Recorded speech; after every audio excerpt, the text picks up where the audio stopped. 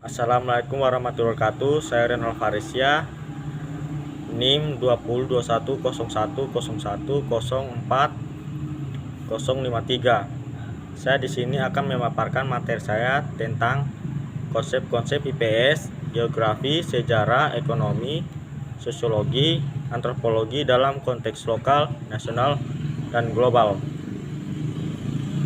Poin pertama itu menumbuhkan kepekaan sosial melalui belajar IPS.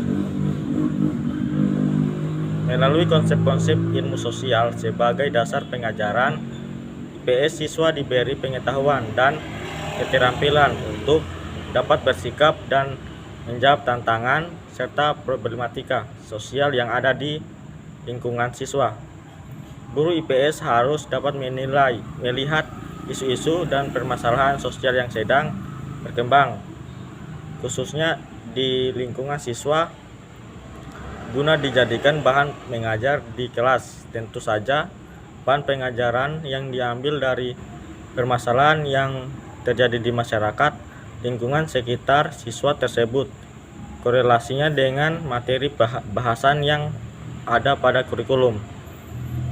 Dengan cara seperti ini, maka diharapkan siswa dapat mudah memahami konsep IPS yang sekaligus dapat diaplikasikan oleh siswa dalam kehidupan siswa.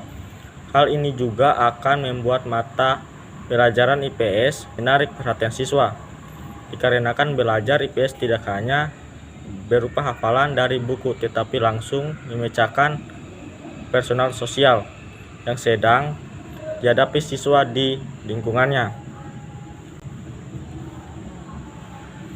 Poin B, konsep geografi dalam konteks lokal, nasional, dan global.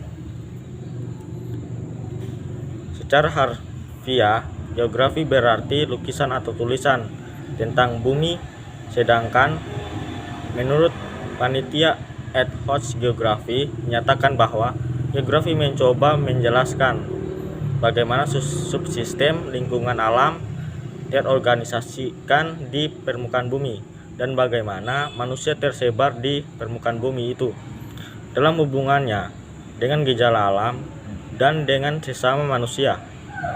Dari pembahasan yang baru kita ikuti, konsep geografi atau konsep keruangan itu tidak lagi melihat kawasan lokal semata, melainkan telah menjangkau kawasan yang lebih luas. Oleh karena itu, konsep geografi ini dapat disebut sebagai tingkat regional. Pengertian regional atau wilayah atau kawasan menurut Peter Heget adalah bagian dari permukaan bumi, baik alami atau maupun binaan manusia, yang membedakan diri dari areal yang ada di sekitarnya. Dengan menerapkan pengamatan, penghayatan, dan prediksi tingkat regional, Anda dapat mengkaji perubahan dalam ruang yang disebut region atau wilayah. Selanjutnya poin C, konsep sejarah dalam konteks lokal, nasional, dan global. Sejarah dan geografi merupakan ilmu Tunggal, artinya jika sejarah mempertanyakan suatu peristiwa itu kapan terjadi, pengungkapan itu masih belum lengkap jika tidak dipertanyakan di mana tempat terjadinya. Mendapatkan gambaran bahwa konsep sejarah mengacu pada konsep waktu, terutama waktu yang telah lampau. Selanjutnya, dari sudut pandang sejarah dalam konteks global, tentang tokoh-tokoh, bangunan-bangunan, perang, pertemuan internasional, dan peristiwa-peristiwa bersejarah memiliki dampak luas terhadap tatanan kehidupan global.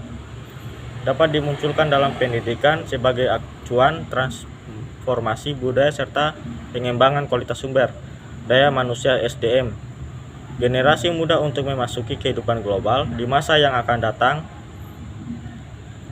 Poin D, konsep ekonomi dalam konteks lokal, nasional, dan global. Menurut H.W.R. dan Gerardo, ilmu ekonomi adalah suatu studi ilmiah yang mengkaji bagaimana orang perorangan dan kelompok-kelompok masyarakat menentukan pilihan untuk memuaskan bermacam-macam keinginan yang tidak terbatas tersebut. Tersedia sumber daya yang dapat digunakan, namun berbagai sumber daya ini tidak tersedia dengan bebas. Pilihan penggunaan dapat terjadi antara penggunaan secara dapat dan penggunaan hari esok. Selanjutnya poin E, konsep sosiologi dalam konteks lokal, nasional, dan global. Pengertian sosiologi. Menurut Pitirin Sorokin, sosiologi adalah ilmu yang mempelajari hubungan dan pengaruh timbal balik antara aneka macam gejala-gejala sosial, misalnya antara gejala ekonomi dengan agama, keluarga dengan moral, hukum dan ekonomi, gerak masyarakat dengan politik, dan sebagainya. Secara singkat dapat disimpulkan bahwa sosiologi adalah ilmu yang mempelajari masyarakat dalam keseluruhannya dan hubungan-hubungan antar orang-orang dalam masyarakat. Poin terakhir F, konsep antropologi dalam konteks lokal, nasional, dan global. 1. Pengertian antropologi. Secara harfiah, antropologi adalah ilmu tentang manusia, yaitu ilmu yang mempelajari tentang manusia sebagai makhluk masyarakat. Artinya bahwa manusia dapat ditinjau dari dua segi, yaitu sudut biologi dan sudut sosio-budaya. 2. Ruang lingkup sosiologi. Ruang lingkup antropologi itu sangat luas. Perhatian ilmu antropologi ditunjukkan kepada sifat-sifat khusus badan dan cara-cara produksi, tradisi-tradisi dan nilai-nilai yang membuat pergaulan hidup yang satu berbeda dari pergaulan hidup lainnya. 3. Konsep antropologi dalam konteks lokal, nasional, dan global. Pada hakikatnya, perkembangan aspek kehidupan apapun yang mengaruh mulai dari tingkat lokal sampai tingkat global. Itu saja dari pemaparan materi saya. Tutup dengan Assalamualaikum warahmatullahi wabarakatuh.